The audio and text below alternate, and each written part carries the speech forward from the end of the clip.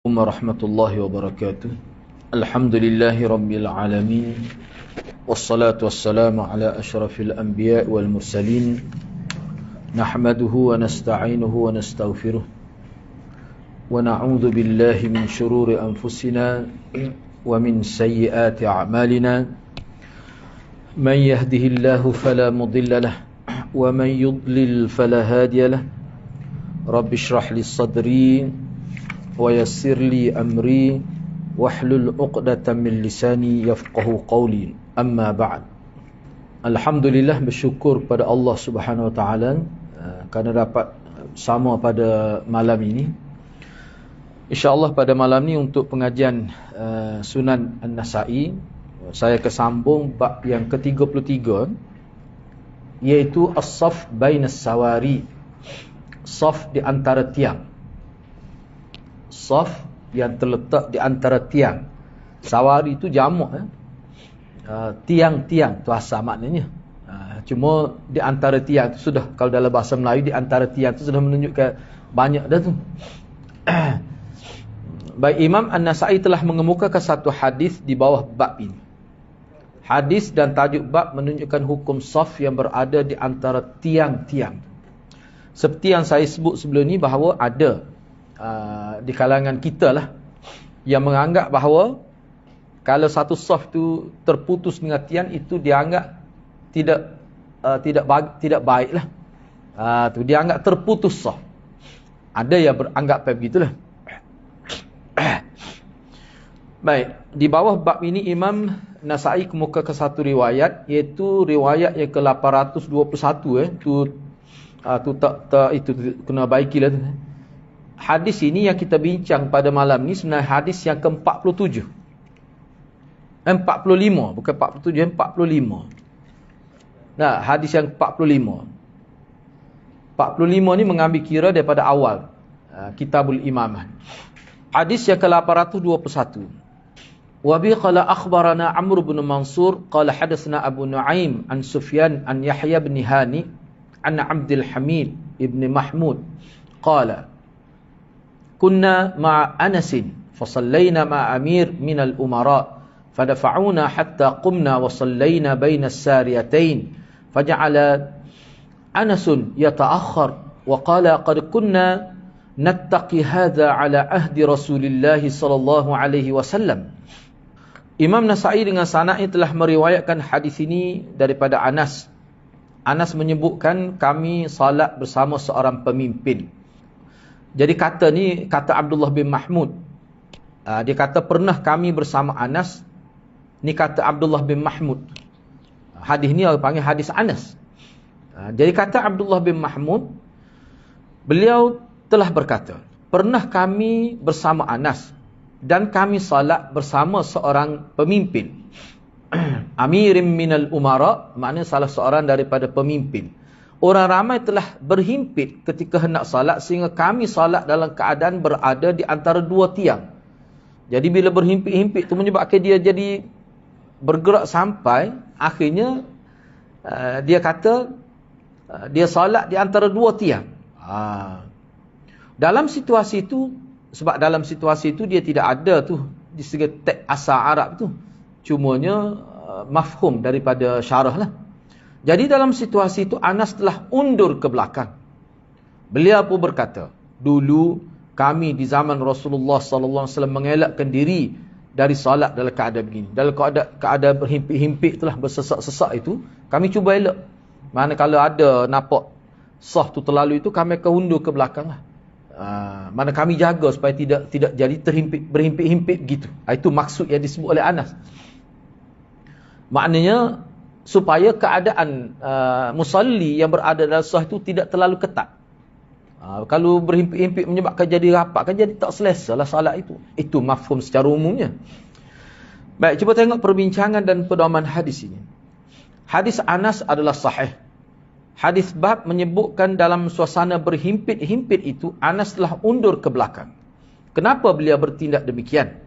Melalui hadis bab kita dapati beliau mengambil tindakan demikian kerana tidak suka membuat saf di antara dua tiang. Rupanya dia undur ke belakang itu nak mengelakkan daripada dia berada di antara dua tiang. Dia dua tiang begini, ni kita kata tiang, tu satu tiang. Jarak seluas ini dia tidak sebut di antara dua tiang. Misalnya kalau tiang tu dekat, dia berada di celah tu. Mungkin seorang, dua orang yang berada, itu yang dimaksudkan. Kalau tiang begini, dia tidak kira di antara dua tiang tu. Itu maksud tiang itu. Ataupun antara dua tiang tu, saja ada makmum, musalli itu. Dia cuba elak lah. Cuba elak begitu. Bahkan beliau menjelaskan itu bukan menjadi sikap beliau seorang sahaja. Namun para sahabat yang lain juga cuba mengelakkan diri daripada membuat saf di antara dua tiang. Kenyataan ini juga disebutkan dengan lebih jelas dalam riwayat lain. Umpamanya dalam Sunan Ibnu Majah daripada Muawiyah bin Qurrah daripada ayahnya yang berkata, kami dilarang membuat saf di antara dua tiang di zaman Rasulullah SAW. Kami akan ditolak dengan keras jika berbuat demikian. Mengikut Ibnu Abi Hatim, dalam sanad hadis ini ada perawi yang bernama Harum bin Muslim. Beliau telah disenaraikan sebagai perawi majhul. Ini hak riwayat hak dari dalam Sunan Ibnu Majah ni lah. Ada seorang perawi yang majhul. Tu. Jadi maknanya nama Harun tu, Harun bin Muslim. Jadi hadis tu tak kuat lah. Kata larangan siapa ditolak dengan keras itu, itu hadis tu dhaif. Dia perawi majhul ni termasuk dalam dhaif berat lah. Termasuk dalam dhaif berat.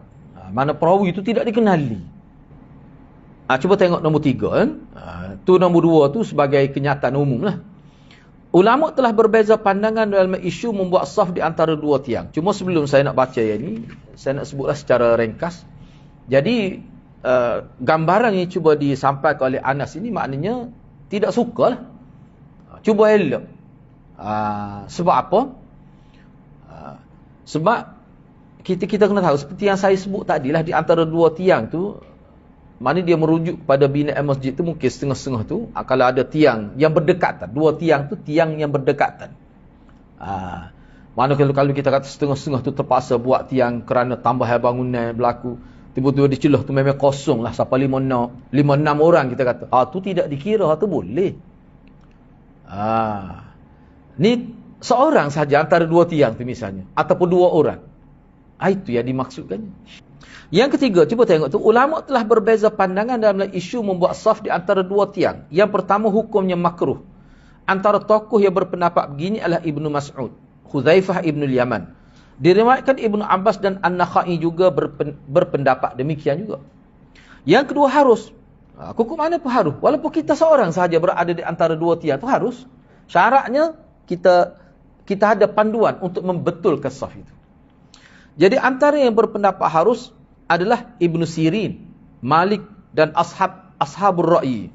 Ashabur Ra'yi ini saya ambil pandangan yang paling rajih lah. Siapa bila disebut Ashabur Ra'yi, siapa? Sebab kalau kita tengok dalam kitab secara itlak, bila disebut Ashabur Ra'yi, cuba tengok di bawah tu. Secara umumnya ia bermaksud Imam Abu Hanifah dan tokoh-tokoh dalam mazhab dia. Tu apa Ashabur Ra'yi. Biasanya kalau sebut Ashabur Ra'yi, itulah maksud dianya. Khususnya dalam bab fiqh. Ibnu Ruslan berkata, antara tokoh yang mengharuskan lagi adalah Hasan Al-Basri, Sa'id bin Jubair, Ibrahim At-Taimi, Suwaid bin Ghaflah. Dan ini juga adalah pendapat ulama Kufah. Jadi orang kata harus tu ramai. Sebab itulah kebanyakan ulama dia kata, harus ni lebih baik. Sebab apa? Kalau tidak dia akan jadi terputus sah. Nampak ada ruangan kosong jadi.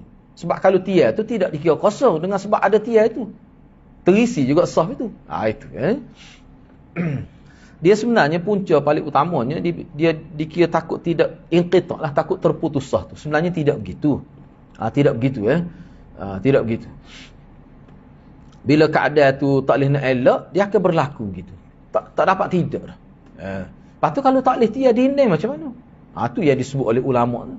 Sebab tu kalau kita ada dia tujuan sebenarnya supaya tidak nampak, supaya nak jaga supaya sah tu betul. Misal contoh kita atas sah pertama ke sah kedua, mana seperti masjid lah, kita masjid Langan ni ada tiang. Jadi dia tetap sah tu betul sebab ada panduan tu, dia ada line itu. Tidak jadi masalah. Tidak jadi masalah tu. Baik, yang keempat, mengikut Ibnul Munzir dalam hadis bab tidak sabit Nabi SAW telah melarang membuat saf antara dua tiang. Apa yang disebutkan oleh Anas adalah kami mengelakkan diri dari membuat saf antara dua tiang. Kenyataan beliau menunjukkan lebih baik dielakkan, dan jika dilakukan maka tidaklah berdosa. Nak kata kenyataan daripada Nabi larang, tak ada. Kata Ibnul Munzir. Cuma tak suka tu atas rasa terputus lah. Terputus. Cuba elok je ke mana. Sebab tu kalau dia buat soft, dia begini kan. Supaya kita tengok sini. Ni lain ni. Sebab apa? Soft itu dia tidak berada sama seiring dengan musalli tu. Sebab kalau kita duduk contoh lain tu bahagian belakang, maknanya kita akan dapat juga pastikan betul soft itu. Tu. Jadi tidak jadi masalah. Ni bukan isu yang besar dalam bab fiqh sebenarnya. Cuma saya sebut tu banyak ada khilaf. Sebab tu Ibnu Munzir kata, nak kata ada larang daripada Nabi, tak ada. Kalau kita perhatikan teks daripada Anas ni, dia tidak sebut Nabi kata. Cuma dia katakan zaman kita dulu. Kita dulu tak suka. Gitu. Tu. Di zaman Rasulullah. Tak suka ni, bila sebut tak suka ni, mana para sahabat termasuk Anas, dia cuba elok kedudukan dia dalam sah tu menyebabkan dia berada di antara dua tiang. Tu dia nak ayatnya. Seterusnya kita pergi pada bab yang ke-34. Al-makanul ladhi yustahabbu minas saf. Tempat yang sunat ketika berada dalam saf. Jadi bila kita nak ambil, nak bentuk saf, ni ketika dalam pembentukan saf, tak kira lah saf penuh dah tu, tak kira. Kita nak buat macam mana? Misalnya contoh kita kata saf belakang lah. Saf belakang ni biasa tak penuh lah. Kita nak ambil mana ruangnya tu. Baik, cuba tengok di sini. Imam An-Nasai telah mengemukakan satu hadis di bawah bab ini. Hadis yang dikemukakan oleh Imam Nasai menjelaskan tempat yang sunat bagi makmum berdiri dalam saf adalah di bahagian kanan imam. Mana bila kita nak ambil saf tu di bahagian kanan, kan kita bincang dah sebelum ni. Misalnya kita mari, tiba-tiba sah di hadapan tu penuh, kita pun nak ambil belakang. Nak ambil mana? Sama ada sebelah kanan ke? Sebelah kanan tu, dia ketimpa masalah juga. Kalau sah tu panjang, sampai 100 orang sah. Takkan kita nak ambil ujung? Sebab tu ramai juga ulama kata ambil di tengah. Di tengah pun kalau boleh ambil tengah, tapi bahagian kanan imam. Tu. Tidak boleh sama sekali. Sah semaya, kalau seorang tu buat, sah terputus. Misalnya sah besar, dia ambil. Misalnya contohnya kita mari, minggu lepas apa saya sebut dah, kita mari tengok rupanya ada dah sah di ujung tu. Misalnya di sini pun ada berlaku. Jangan kita buat sah di tengah ni. Mana dalam satu sah tu ada dua kumpulan pula. Yang terputus sah itu. Tu tak boleh. Itu termasuk sah yang dikira sebagai buruk lah, sah yang buruk. Kalau begitu. Setengah ulama kata berdosa tu. Ada kata makruh. Kalau makruh ni mana dosa kecil. Baik. Cuba tengok riwayat ini. Riwayat 822. Ini riwayat yang ke-46. Wa bi qala akhbarana Suwaid bin Nas qala anba'ana Abdullah an Mis'ar an Thabit bin Ubayd an ibn al-Bara' an al-Bara' qala kunna idza sallayna khalfa Rasulillah sallallahu alaihi wasallam ahbabtu an akuna an yaminih. Imam Nasai dengan sanad telah meriwayatkan hadis daripada Al-Bara'. Beliau telah berkata, kami apabila salat di belakang Rasulullah sallallahu alaihi wasallam, saya suka kalau boleh berada di bahagian kanan. Cuba perhati terjemah. Ni kita terjemah berdasarkan kepada nas inilah. Kami, sebut kami mula-mula tu. Kata Al-Bara' tu. Al-Bara' kata, kami apabila salat di belakang Rasulullah. Maknanya sahabat. Dia sebut saya lepas tu. Saya suka mula-mula sebut kami. Sallaina. Tu. Jadi kami apabila salat di belakang Rasulullah, lepas tu saya suka kalau boleh berada di bahagian kanan dia. Saya tu maknanya dia. Barak lah. Apakah orang lain tidak suka? Tak. Dia nak ayat dia. Orang lain pun begitu juga. Cuma dia nak ayat dia. Maknanya suka benar tu. Nak benar. Kalau boleh cuba juga ikhtiar biar duduk sebelah kanan. Baik. Hadis Al-Bara' adalah sahih dan telah dikeluarkan oleh Imam Muslim dalam kitab sahihnya. Siapa Ibnul Bara'? Ni anda tertinggal poin ni. Nanti anda sebut semula lah. Sebab dia anak. Sebab dalam kalau kita cuba perhatian, tertinggal.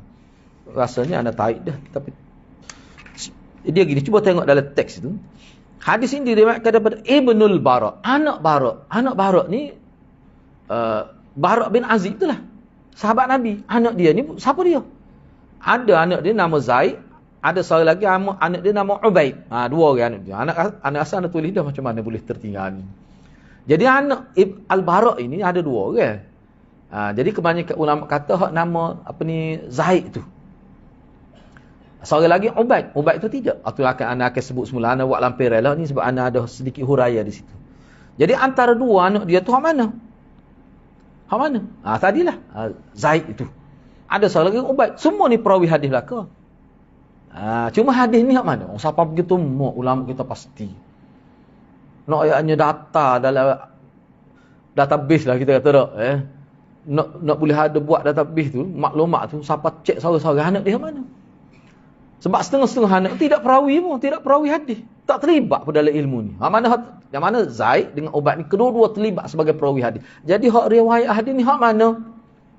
Tu anak-anak akan buat lampiran lah minggu depan. Tu.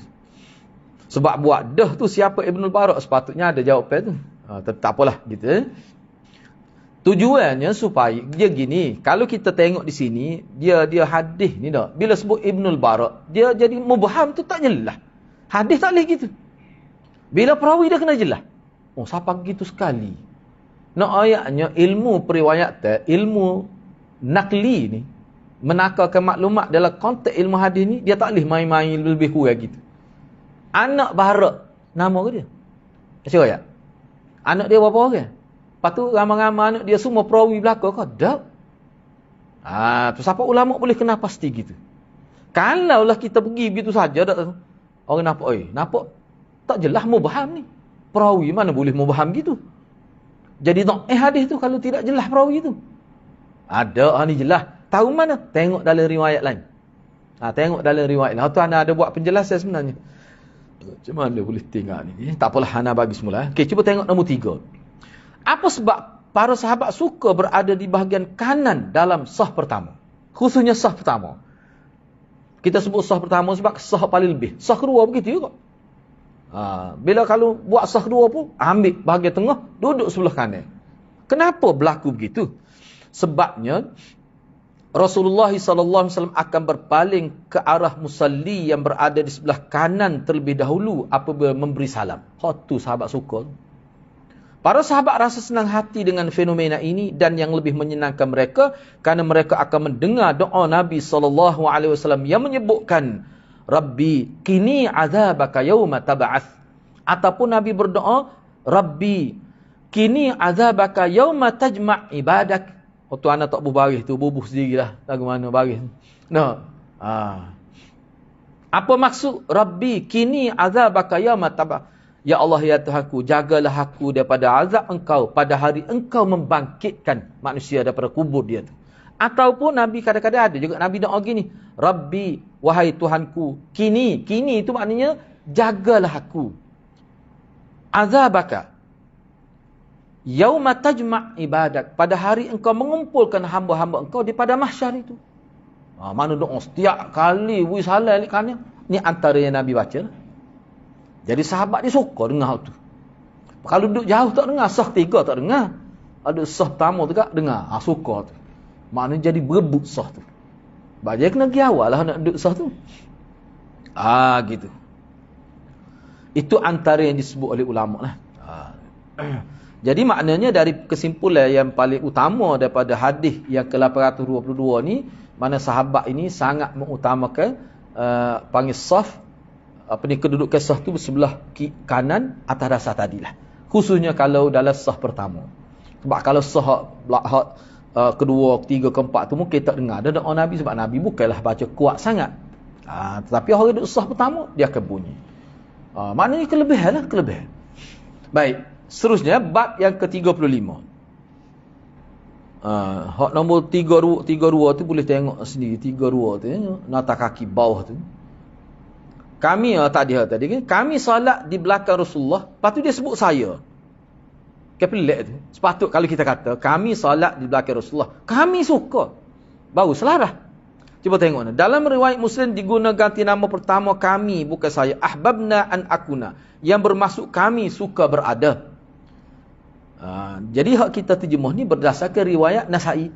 Kalau hak dalam riwayat Muslim, memang dia kami apabila salat di belakang Rasulullah, kami suka sebut kami. Jadi ana terjemah ni berdasarkan hak Nasa'i lah.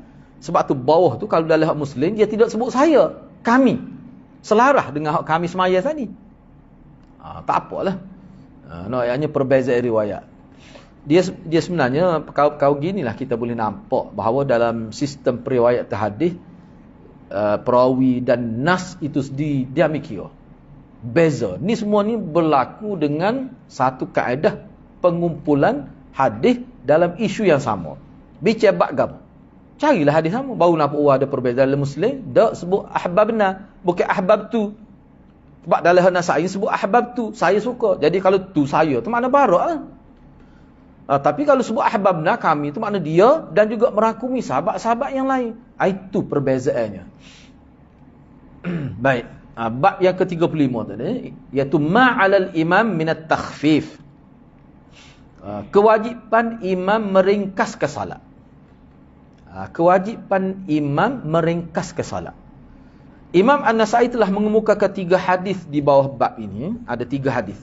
Hadis-hadis yang dikemukakan di bawah bab ini menunjukkan kewajipan imam meringankan salat agar tidak membebankan makmum. Imam An-Nasai menggunakan kalimah ala dalam bab yang menunjukkan hukum wajib. Penggunaan ini difaham bahawa Imam An-Nasai antara yang berpendapat wajib imam meringankan atau meringkas ke salat dengan tujuan tidak membebankan makmum, dan ia berbeza dengan pandangan jumhur ulama yang berpendapat sunat. Tetapi akan datang bila kita bincang, ada juga ulama kata tidak. Hak ni hak kata berdasar kepada tajuk dan hadis yang dikemukakan. Ada pensyarah Sunan Nasai kata Imam Nasai antara fiqh dia nya, imam ni dia kena ringkas ke salat bila dia semaya Jumaat lah. Tu imam kan? Bila sebut tu imam, ya bila dia semaya Jumaat. Bila sebut tu imam ni makna berkait dengan semaya Jumaat lah. Kalau seorang, 2 orang tu tak apa. Kita boleh tahu lalu. Tu imam makmum belakang kita jenis cekak ke tidak? Jenis sehat ke tidak? Ni mai ramai. Kita pun tak kenal, tak tahu, tak nampak pun. Tu perbincangan selepas ni. Jadi ada setengah-setengah pensyarah hadis mengatakan ni antara pendapat Imam Nasai, mana wajib. Lepas tu wajib lagu mana? Dia bincang pula. Wajib tu maknanya kalau dia tahu ada makmum tu hak tak sihat, hak lemah, kita akan bincang selepas ni. Tetapi kukuk mana pun kalau kita bincang dalam bab-bab sebelumnya, kita nampak rupanya Imam Nasai pun walaupun kalau kata timur dia kata wajib pun ada rukhsah juga dalam situasi tertentu. Baik, cuba kita tengok. Hadis pertama iaitu hadis yang ke-823. Wa bi qala akhbarana Qutaibah an Malik an Abi Zinad an al-A'raj an Abi Hurairah an an-Nabi sallallahu alaihi wasallam qala idza shalla ahadukum bin nas falyukhaffif fa inna fihi mustaqim wad-dha'if wal-kabir fa idza shalla ahadukum li nafsihi falyutawwil ma syaa. Imam Nasai dengan sanad telah meriwayatkan hadis ini daripada Abi Hurairah daripada Nabi sallallahu alaihi wasallam, baginda telah bersabda, apabila seseorang kamu menjadi imam salat pada orang ramai, maka hendaklah diringkaskan salat. Sesungguhnya di kalangan mereka ada yang sakit, lemah dan tua. Nabi sebut tu, sakit, sakim, lemah, dhaif, patut al-kabir, hak tua tu. 3 Nabi sebut. Namun apabila seseorang kamu salat bersendirian, maka panjangkanlah salat setakat mana yang ia mahu. Kalau mai seorang lah gilah nak panjang mana pun. Tapi bila semaya tu dengan orang ramai, kita jadi tu imam, tak boleh. Kena ambil kira. Ambil kira tu lah ulama bincangnya. Nak ambil kira lagu mana? Tahu ke orang belakang ni ada sihat ke tak sihatnya? Tu satu perbincangan pula. Sebab itulah jumhur ulama kata ringkas tu sunat. Seding utama ke tu sebab kita tak tahu. Baik. Cuba tengok perbincangan dan pedoman hadis. Yang pertamanya hadis Abu Hurairah adalah muttafaq alaih. Yang kedua, Nabi SAW tidak menyebutkan maf'ulun bih, nama salat yang dilakukan dalam sabdanya, idza shalla ahadukum binnah. Nabi tak sebut salat apa? Salat zuhur ke? Kalau sebut salat zuhur ataupun salat isya, salat maghrib ke, tu jelas lah semaya fardu. Hak semaya fardu pun dia tak sebut, semaya sunat pun tak sebut. Sebut semaya. Gak semaya berjemaah ni tidak wajib saja, tidak semaya fardu saja. Ada juga semaya sunat ni yang disyariatkan berjemaah. Tapi bukan salat duha lah. Salat duha tak boleh. Tak ada buat kerja lagu tu. Patut orang kita duk buat tu, memang orang kita dia kreatif bab tu. Anak awak mana? Tapi kalau nak tanya bab jemaah duha, tak ada. Maksud ayat lah. Kalau ada, mesti ulama kita sebut. Tak ada. Tak ada tu. Duha ni supaya sedih. Sebab tu Imam Malik marah benar. Ni orang duk, siapa dia nafi ke salat duha tu. Dan ada maksud dia. Tak apalah. Ni makna ada setengah-setengah misalnya kita apa? Salat raya. Jala tu. Tu memang jemaah. Gapo dia gitu? Tahajud. Tu. Jadi maf'ulun bih ni gapo dia? Maf'ulun bih ni. Maf'ulun bih ni kalau dalam bahasa Melayu dipanggil objek lah. Idza shalla ahadukum al-asra. Kalau sebut al-asra tu maf'ulun bih. Dia tak sebut tu. Ataupun idza shalla ahadukum at-tahajjud misalnya. Ataupun idza shalla ahadukum salatal lail. Tak sebut tu. Tak sebut. Maf'ulun bih tu tak sebut. Kalau bahasa Melayu dipanggil objek lah. Bila tak sebut, menunjukkan salat yang dimaksudkan merangkumi salat fardu dan sunat yang disyariatkan berjemaah. Sebab ada juga salat sunat yang tidak disyariatkan berjemaah. Misalnya tahiyatul masjid, tak ada orang jemaah tu yang terbaik buat. Duha tak ada. Lepas tu puak kita ada buat tu. Tak kira tu. Kira Nabi Kira Nabi, sahabat, tak ada buat gitu. Mengikut kaedah bahasa Arab, jika tidak disebutkan maf'ulun bih, maka dia memberi maksud umum.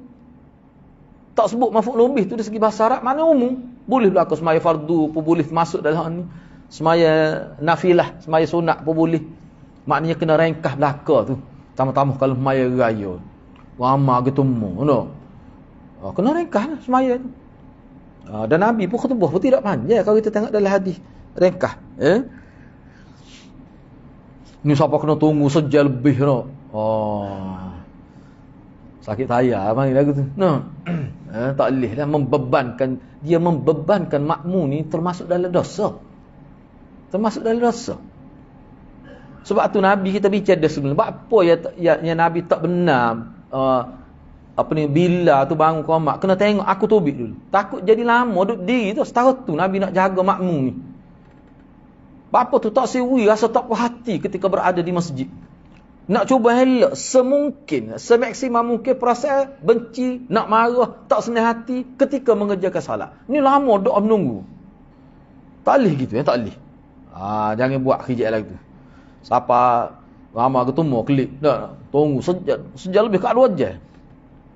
Dah. Tunggu nak penuh sah depan tu lah. Yang ketiga, maksud meringankan salat seperti yang disebutkan dalam hadis adalah memendekkan bacaan selepas Fatihah dan meringkaskan zikir yang mengiringi ruku-ruku salat tanpa menjejaskan ruku-rukun, sunat-sunat dan adat-adat salat. Ini selaras dengan larangan Nabi sallallahu alaihi wasallam agar jangan salat silap tu, bukan salat tu. Nabi sallallahu alaihi wasallam agar jangan salat seperti patukkan burung dan itu dikira memburukkan salat. Ada dalam hadis Nabi sebut, Nabi kata semaya sepuluh burung patut makan ni. Cepatnya. Bukan maksud tu rengkah. Rengkah ni mana baca ayat pendek. Tu. Sebab Nabi ni biasa baca ayat semaya safat tu biasa dia baca. Kadang-kadang dia gabung beberapa surah. Tapi ada juga dia baca pendek. Rengkah benar beberapa ayat sahaja juga. Kena tengok keadaan. Bahkan Nabi SAW menyebutkan orang yang berbuat demikian dikira tidak salat. Maksudnya tidak sempurna salatnya. Maksudnya tu. La salata. La salata. La salata lah. Tak ada salat bagi dia. Semaya lagu tu. Maknanya tak sempurna. Sah juga selagi masih ada lagi kadar yang paling minimal yang kita panggil tumak nina. Sah. Tapi tak malih. 10 burung duk patut makan ni Nabi kata. Tapi kalau subuh di Masjid Ferrari tu tak sah tu. Copak dia maya. Terawih tu 7 minit. Nampak geruk dia memang pelik kita pelik. Talih tu bagi saya tu memang salah tu. Kalau kerajaan kena bertindak kau siapa tak tu. Tengok video lah terkejut. Dia maya.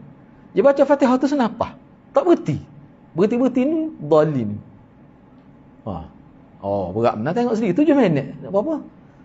20 rakaat rasanya. 20 rakaat 7 minit. Dia interview salah orang musalli dia tu makmum tu, dia kata kita suka gini sebab ni tradisi dah gitu. Situ. Mana pun lama kalau gitu. Tu tak boleh lagi tu. Baik, cuba tengok lagi. Yang keempat, melalui hadis yang sama Nabi SAW menjelaskan sebab diperintahkan imam meringkah ke salat kerana ada di kalangan makmum yang sakit, lemah dan tua. Hak Tuhan Nabi sebut dalam riwayat Nasa'i ni. 3 tu.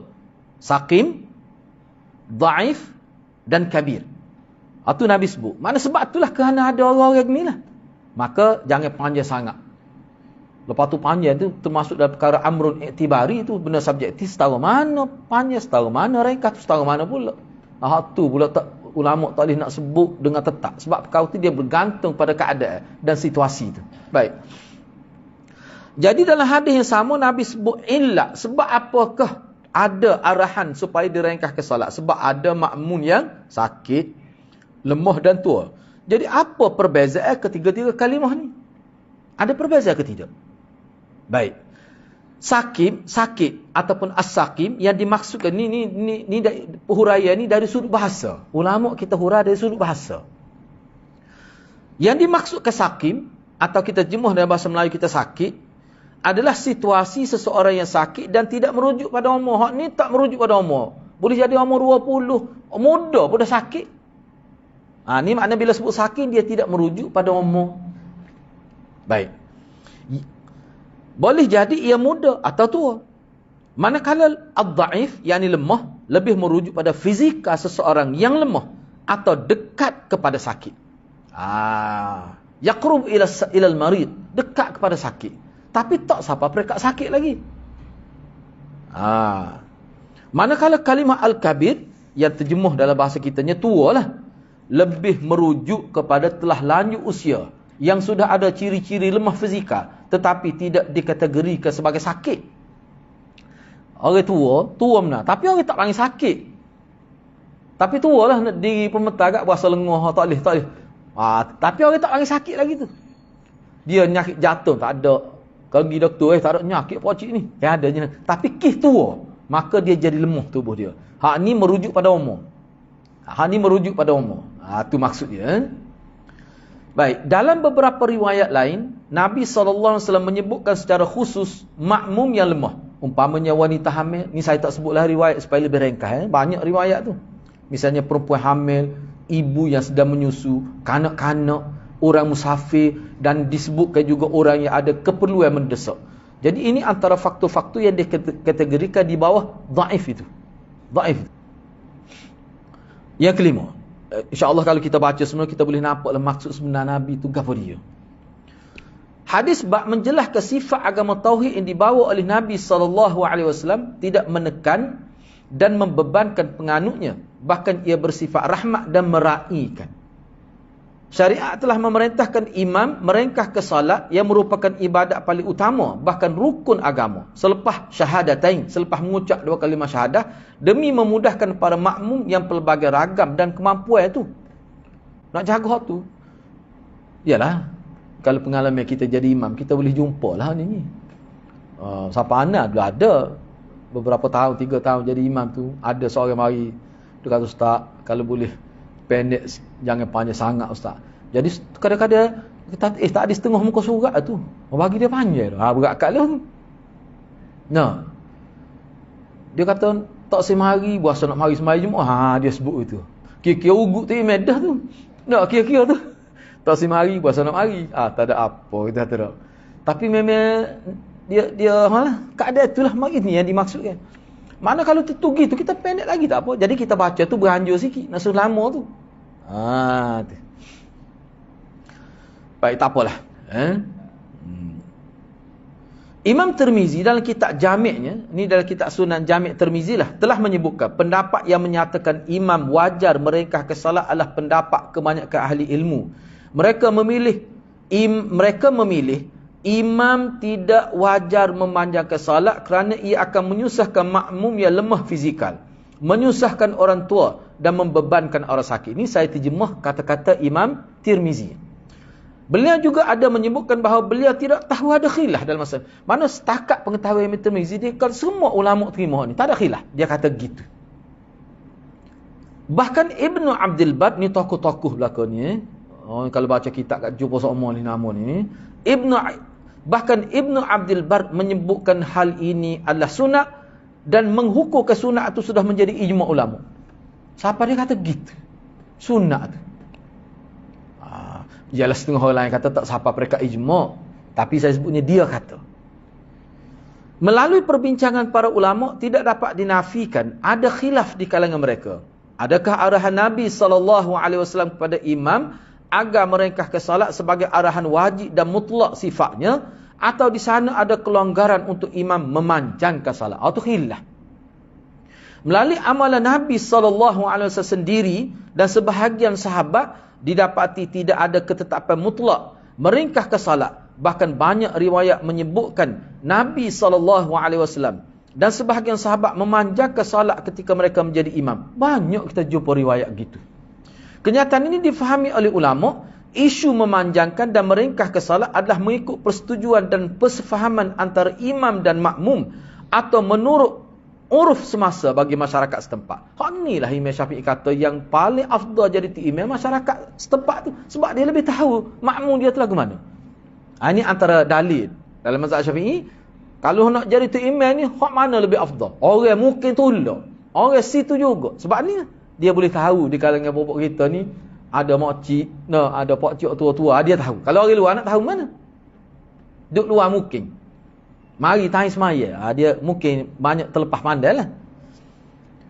Kebanyakan salat Nabi SAW di Masjid Madinah adalah panjang bacaannya. Dan jika ada kes tertentu, maka barulah baginda SAW meringkaskan salat. Hal ni semua ulama terima. Bagi para sahabat yang menjadi makmum di Masjid Madinah, mereka sudah terbiasa dengan salat yang panjang dan mereka inginkan demikian. Lebih-lebih lagi yang menjadi imam adalah Nabi SAW sendiri. Biarlah panjang pun, mungkin Nabi jadi imam. Tu di Masjid Madinah. Sebab tu kalau kita perhatikan, hak di Masjid Quba lain. Kes di Masjid Quba bila ada report pada Nabi kata tu imam ni panjang baca, Nabi panggil tu imam tu. Sebab tu di Masjid Quba. Masyarakat dia tak serupa di kawasan Masjid Madinah tu. Tak sama. Hak tu sudah terdidik dah lain. Jadi apa dia? Kita boleh ambil yang mana kalau kampung-kampung, jangan kita buat hukum, kita buat keputusan, imam hak duduk di Masjid Bandar dengan orang kampung talih, dia mesti ada beza. Jangan ikut cara kita. Kita pergi, duk mai kuliah ayu halka lah. Kuliah tu pun panjang kat lah puasa kadang-kadang. Talih. Ni ada sebahagian ulama ni saya ringkaskan.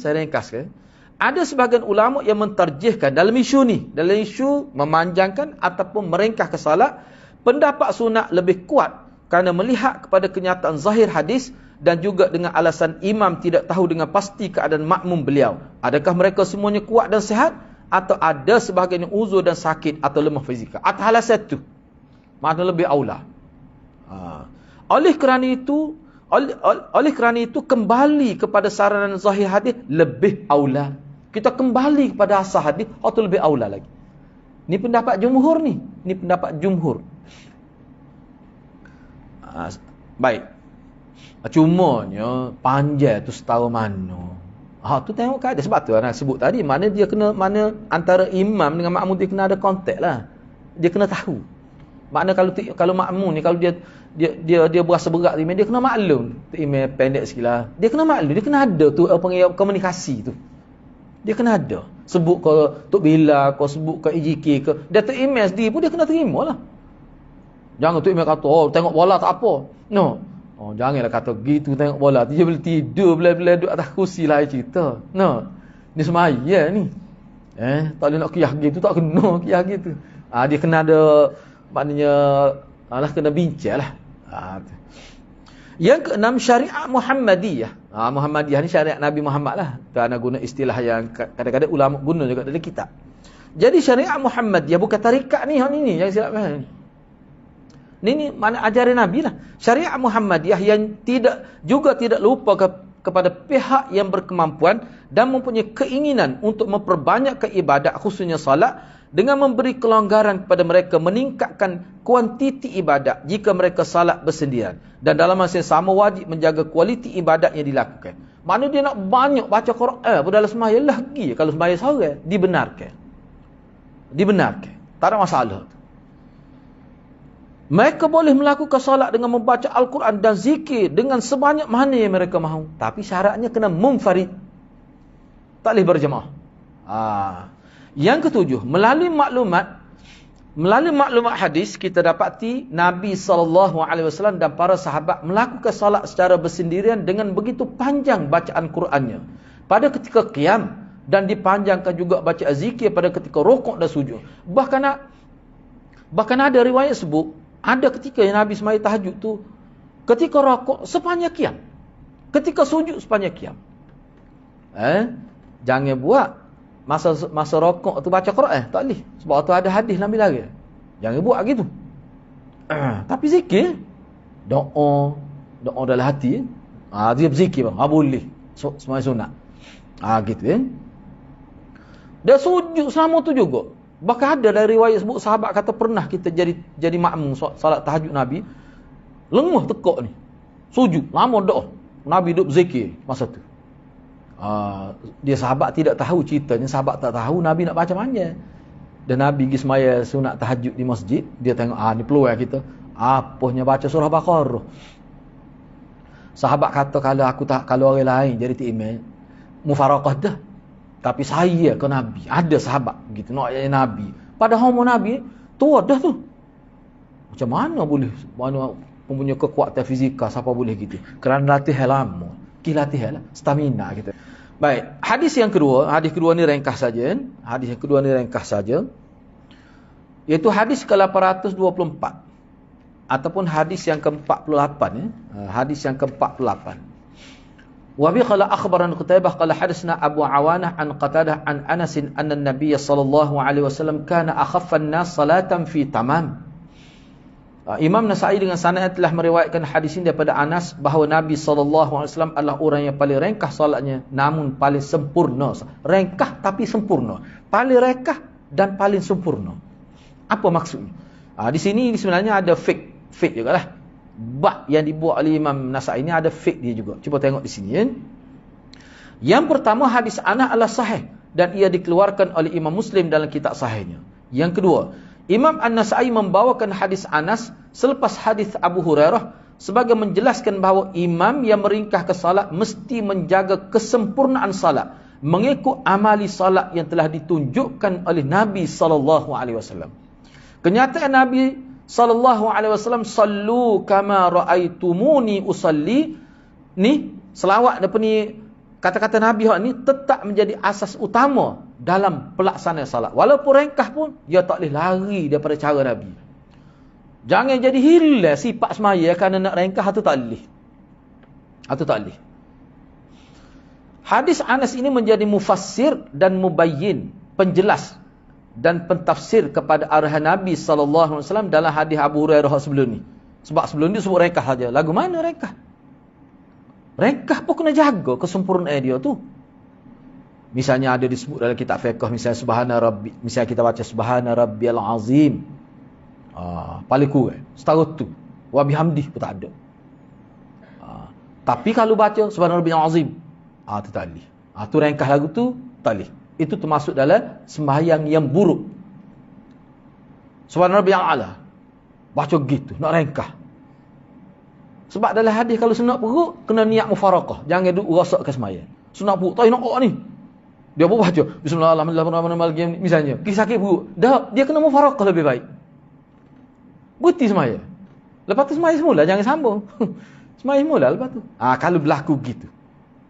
Sebab tu setengah-setengah ulama kata seseorang yang ketika akad takbir tu masa nak sembahyang rasa dah sakit perut, tiba sembahyang juga, sembahyang dia tu paling tidak berkualiti. Sah sembahyang tapi paling tidak berkualiti. Dah tu termasuk dalam buruk salat juga tu. Tu. Dah kalau berasa dah apa hidup sembahyang, pergi sesah dululah bilik air tu. Baik. Apabila dilihat kepada kedua-dua hadis ini, hadis Abu Hurairah dan hadis Anas yang kita baca ni, maka disimpulkan bahawa arahan meringkah ke salat sama sekali tidak boleh diabaikan sifat salat Nabi sallallahu alaihi wasallam yang menyentuh rukun dengan sempurna. Wajib kena jaga. Orang panggil wajib, amal perkara yang wajib tu. Sunat dan ada salat seperti yang disebutkan dalam hadis-hadis berkenaan dengan salat baginda sallallahu, kena jaga tu. Tu. Tidak harus meringkah ke salat sehingga menjejaskan kualiti salat. Dah ni sebenarnya, kalau ni saya tak sebut di sini lah. Kebanyakan ulama kata isu meringkah ke salat untuk imam ya. Bukan makmum. Kecuali kita mai sore bab lain lah. Kita mai sore, tiba-tiba ada kecemasan, kecemasan pun tidaklah berat sangatlah, mana kalau kita ringkas pun tak apa. Kalau kecemasan siapa berat menahar tu memang kena keluar daripada semaya. Kena keluar daripada semaya tu. Begitulah kan. Hadis yang ketiga ni kita bincang minggu hadapan, sebab panjang juga tu. Jadi insya-Allah kita sambung minggu hadapan, tajuk yang sama cuma hadis yang ketiga. Mudah-mudahan Allah SWT berkati kita semua. Aku qouli hadza wa astaghfirullahal azim li wa lakum. Wassalamualaikum warahmatullahi wabarakatuh.